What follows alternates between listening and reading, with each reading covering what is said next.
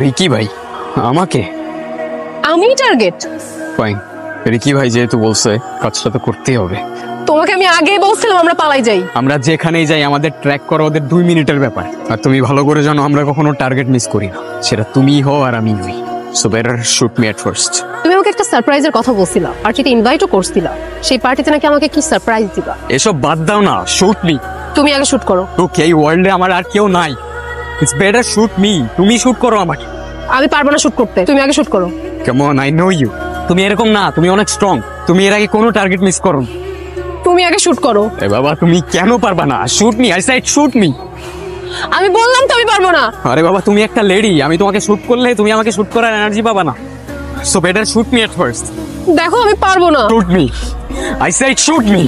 Shoot me, তো please আমি পারবো না। Shoot me, no no shoot me, shoot me. Please আমি পারবো না।